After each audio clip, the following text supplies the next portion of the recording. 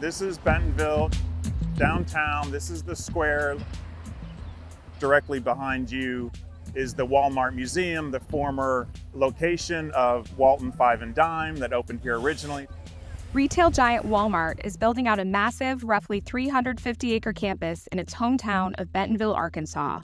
The new site, expected to accommodate more than 15,000 employees, will include 12 office buildings, a hotel, and a daycare. And it's not just Walmart's headquarters that is getting a makeover. Bentonville is booming. Tell us a little bit about Bentonville and who lives here.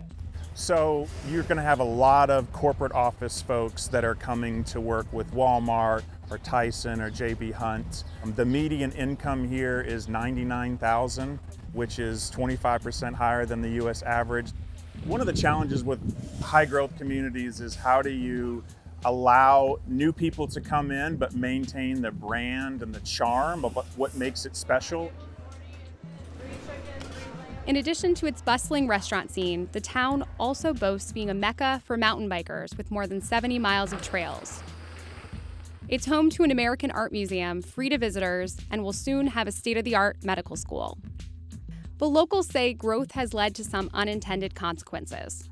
10 years ago, we had 14 homes that sold over $1 million. Last year, 2023, we had 244 over $1 million. It's a big change. I'd say in the last 10 to 15 years, it's just exploded. In addition to cutting hundreds of corporate jobs, Walmart is transferring many of its workers from Dallas, Atlanta, and Toronto to Bentonville. Those newcomers will join other transplants like Tracy Robinson, who moved from Miami to Bentonville for a job at Walmart. Hey, Stanley. I kind of poo-pooed the idea of working at Walmart when I came across the job posting because I thought never in a million years would I move to Arkansas. The town's newly minted hip status could help Walmart poach talent from coastal cities and the tech sector. But can it hold on to its southern charm and character? CNBC went to Bentonville, Arkansas to find out.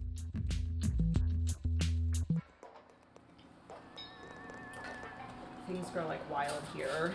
After living in Washington, D.C., New York, and Miami, Tracy Robinson moved to Bentonville in 2022. What do you have in your head when you imagined Bentonville or living in Arkansas? I had this vision of a really poor rural community, maybe a little backwards and a little conservative. Oh, we're going out, don't you? Today, the 36-year-old lives with her dog Stanley and works in Walmart's baby division as the director of sourcing for private brands. Where we are today is kind of everything that I would have imagined of the ideal town or place or community that I would want to live in. I can walk to work, I can bike to work, I can walk to downtown on the weekends and go to the farmer's market. Robinson says during her short time in Bentonville, she's witnessed some of the town's transformation. There's been 10 new restaurants that have opened in the 2 years that I've been here. A driving force behind much of that change is the family of Walmart founder Sam Walton. Stuart and Tom Walton, Sam Walton's grandsons, helped grow the area's mountain biking culture. The Walton Family Foundation has so far contributed $74 million toward the construction of 163 miles of trails in northwest Arkansas. In 2011, Alice Walton, Sam Walton's daughter, helped launch the Crystal Bridges Museum of American Art, encompassing 120 acres in the Ozark Woods and over 5 miles of trails. The Alice L. Walton School of Medicine, a 4-year MD program in school, plans to enroll its first class in 2025. I would say that Walmart brought a lot of really amazing things here, and I think that a lot of people have tagged onto that and have really brought such an amazing culture and atmosphere to this town that wouldn't have existed maybe without them. There's a little bit of an Aspen feel, a Colorado feel. A lot of people from Colorado are coming here. It certainly has, from a museum feel and a job market feel, a little bit of a New York piece. But it's the new Walmart campus that could do the most to shape Bentonville's new identity. Demolition and construction at the site began in 2019. The first building to open was a fitness center, complete with pickleball courts and a swimming pool. It's an example of the amenities that Walmart is adding to its campus to attract talent from the coasts and around the world. Walmart will open the rest of its campus in phases, beginning in 2025. When you moved to Bentonville, how long did you think you would stay here, and how long do you think you'll stay now? My relocation package required that I stay here a year, and that's what I had committed to. And I think I'm a lifer now. Yeah, this was all open country back then. I can't remember the first neighbor down here probably was, I'm gonna say, a mile away maybe. Gil Curran and his wife Sue moved to Bentonville from Kansas City in 1971. In their early years, the couple owned a 175-acre farm, raised cattle, and ran a burger joint in town. What was it like in downtown and in Bentonville at that period? Well, downtown, of course, was small then, and Walmart was just really getting going, but we loved it then. We loved the small town atmosphere. Between 2010 and 2020, the town's population shot up 53% to 54,000 residents. By 2022, median household income increased to more than $99,000, up 37% from 2015. Have locals been priced out from the area? Yeah, I think that's a struggle. And honestly, I struggle with that in that if you were buying a house today, again, 10 years ago, the average price per foot was $83 per foot. Today, that same category is about $190 per foot. So yeah, it's a struggle.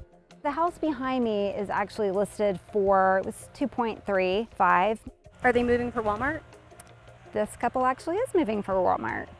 The first Walmart store opened in Rogers, Arkansas in 1962. Today, more than 1,300 Walmart suppliers, including Mattel and Duracell, have a presence in Northwest Arkansas.